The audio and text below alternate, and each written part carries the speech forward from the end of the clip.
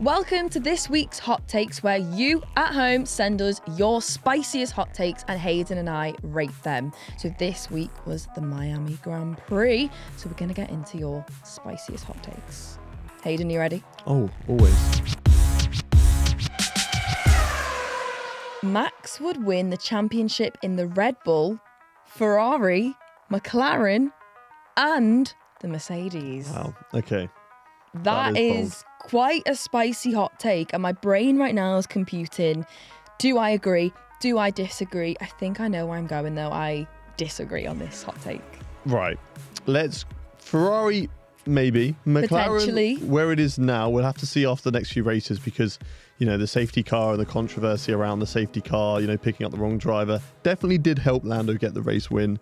It would have been a good battle, I think, still between Max and Lando, but with the McLaren, with those upgrades, who knows? Ferrari bringing upgrades next week, so maybe. Mercedes, though, no.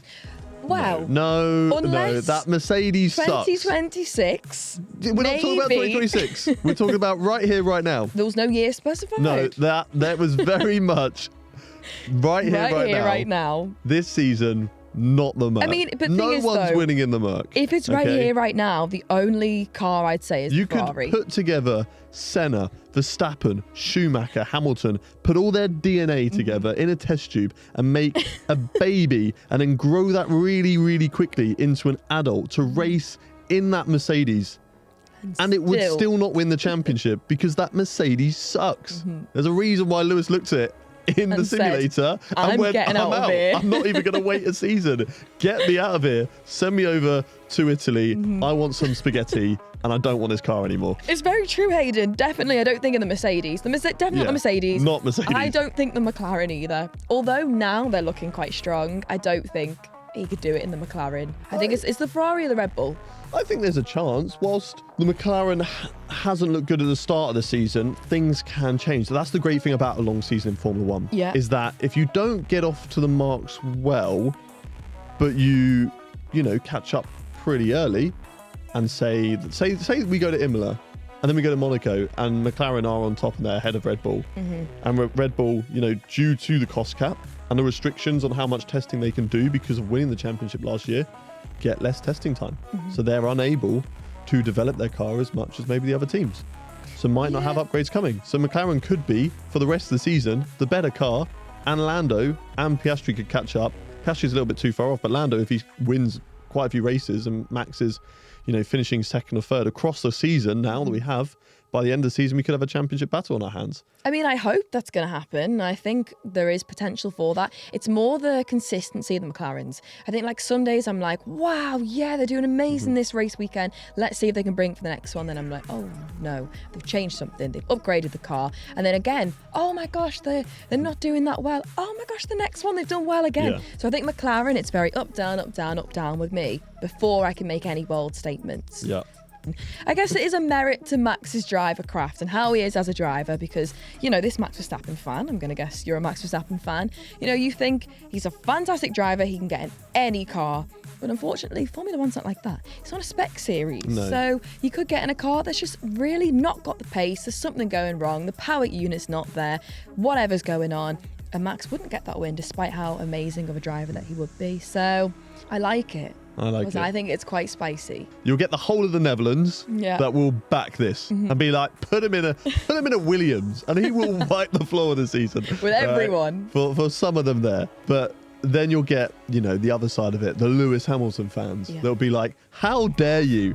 How dare you? Lewis isn't winning the championship in a Merc, so Max definitely won't be. So there's going to be people clashing. So therefore, for me, it's spicy. A great hot take. 4. It's a spicy hot take. 4, you're not going for a 5? Not going for a 5. Because of the Mercedes bit. That's because the Mercedes was delusional. But I rate just, putting it in there to ruffle feathers. Do you know what? Maybe this was from Edward McKay. If you take out the Mercedes, you've got a spicy hot take. Number 5. Well, maybe they're actually a Lewis Hamilton fan and I'm completely wrong. Who knows? Well, yeah, I'm going to rate this hot take a 4, only on the premise of I disagreed instantly. This has been sent in from Justin Hartsfield, and he says Yuki is better than Checo. Ooh. Difficult one. Interesting. Very difficult because you've got Checo, which is a very, very experienced driver. Yeah. He's up against Max Verstappen, who obviously is just not human, out of this world, fantastic driver. And that always is going to make Perez look worse than what he is anyway. If Perez was in a different team and someone was just, I don't know, the Perez to the Max Verstappen, then Perez will look amazing. So it's very difficult comparing it when you've got, you know, an amazing driver who's in the number one seat. But I don't think Yuki's there yet. Yuki's a great driver. He's shown this season that he's, you know, ahead of Ricciardo in most of the races. He's doing really well. But I don't think he's better than Checo yet. And that's only going off experience. I think to judge those two, obviously, is difficult because one's at the early stage of the career. One is very much established. I think that Sergio Perez is a great driver. Like, he is a fantastic driver. I remember watching when he came into sport in 2011 and 2012. Like, what a season from him, getting that podium in Malaysia. It was just incredible. And there was always talk, and there's always been talk, apart from that blip in McLaren. It was the worst time to go to McLaren in 2013 because the car was falling off. It was not where it was in 2012. 2012, McLaren was the fastest car that season. Their reliability was just terrible. So that cost Lewis and Button any chance of even fighting for a championship because the reliability just wasn't there. But for 2013, the car took another step back and it was just not in a great place. And then 2014, it got even worse and McLaren just went on a downfall after that. But every season, bar 2013, before he went to Red Bull, everyone was always like, Sergio Perez is a great driver. Like, he's a fantastic driver. When is he going to get that shot in a top team? Yuki Tsunoda, over the years up against Gasly, the first year, consistency was in the mud. Sometimes he'd be great performances, other times it's just like right down at the back and struggling, or he's crashing with someone, or he's put the car in the wall.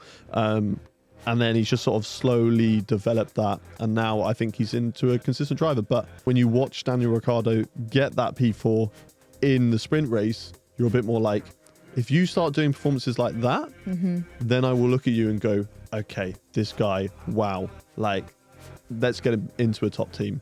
But right now, he's getting good results out of the car, but not great results out of the car. So let's wait and see still. Do I think that he's a better driver than Sergio Perez? Then you're going for a no. No. I think Sergio Perez goes... If he goes... was in a different car, maybe I'd be able to make more of a statement on it. Because right now I'm looking at Piastri and how he's doing this season in McLaren. I'm like, amazing. You know, world champion worthy in a few years, more experience. I've already got that strong statement for Piastri. I don't have it yet for Yuki. And he's done great. He has impressed me massively. But I'm not there yet. So... unless I saw him in a better car and he's up those positions, maybe P3s, P4s, whatever it is, potentially I could say, yeah, you know, he could be on par with Perez soon or even better. But yeah, as of now, I think Perez is definitely the better, more experienced driver. 3 is mild. Not spicy enough for you? No. I guess because you rate the spiciness level on whether you know your answer or not. I think both of us were like, well, you know, Perez is obviously the better driver as of now, above Yuki. So yeah, I'm going to go for a 2 on that hot take. Yeah. 2. Not super spicy, but a little debate. That's what I always like. So this is from Fabian Graber. I hope I'm saying that correctly. And they say, this wasn't Lando's last win this season. 2025 World Championship contender right there. Well, I said at the start of the season, he will win this championship. And if this car keeps on improving, who knows? Maybe. I mean, the points at the moment difference is quite a bit. I think it's like 50, but you know, we've still got a long way left to go in the season. It's certainly not over yet. Who knows? You know, I definitely don't think it's his last race win. No. I think the car looked good, like in terms of pace, and I just hope it's not all down to, if it's that stupid bollard that just gave a little bit of floor damage that's giving us hope across the season. You know, then damn it. But give the bollard driver of the day for helping us get the race win for Lando yesterday. If Lando was in a Red Bull, 100%. I think world champion worthy. What is your agenda against McLaren? You just I don't know. like McLaren. I used to be a massive McLaren fan, back in the day. There's no used to, right? You support every team on the grid. That is actually quite true. Yeah. I go for my phases, don't I? Yeah. No, there's no phases. I'm a Haas fan. You support everyone I'm a Ferrari fan. at the same time. I'm a Mercedes fan. Yeah. But I'm not a Red Bull fan. Yeah, So there you go. You are. No, that's it. Haas, Mercedes, Ferrari. I'll say that's it. We'll go with that. But there's something about the McLaren, and like I say, it's the inconsistency. So if they're consistent, yes, because there's so many times where I thought they're gonna, maybe go for the constructors a little bit higher in the championship, or the drivers with their drivers, obviously. But then it goes back down again. Whereas the Ferraris seem to be either bad or good. I feel like I'm never like, up and down with them. They kind of stay wherever they are for a season. So, you're looking at the Red Bull, probably gonna win this constructors, and Max going to win the Drivers' Championship. Same as next year, really, unless something amazing happens at McLaren and they've got that car to a T, and next year, we've got Red Bull, Ferrari and McLaren all quite equal. So then, yes, I think if there's not one car dominating more than the other, like we see with Red Bull now, because I'd love for Ferrari to take Drivers or Constructors Championship with, Carlos or Charles or whatever, or just the Constructors. Don't see it happening, though. Well, I'm taking a lot of copium and a lot of delusion right now. And I believe, I'm optimistic. You're sending the good vibes to McLaren. We're going to rock up at Imola. And good vibes. Max Verstappen might wipe the floor with everybody. And that is a very high possibility. But what if? All right, Ferrari are supposedly come with upgrades as well. Yeah. What if they all come with upgrades? McLaren have done it. Ferrari next week or next race. And they're on par with Red Bull. Well, if and it's then we anything have a like the championship on our McLarens this hands. weekend, then hopefully that might happen. Because that's what you need in order to get this championship back on track quicker. Okay, McLaren could be great and Lando could then start winning most of the races across the rest of the season, and Max Verstappen could be finishing second. It could be back and forth between those two.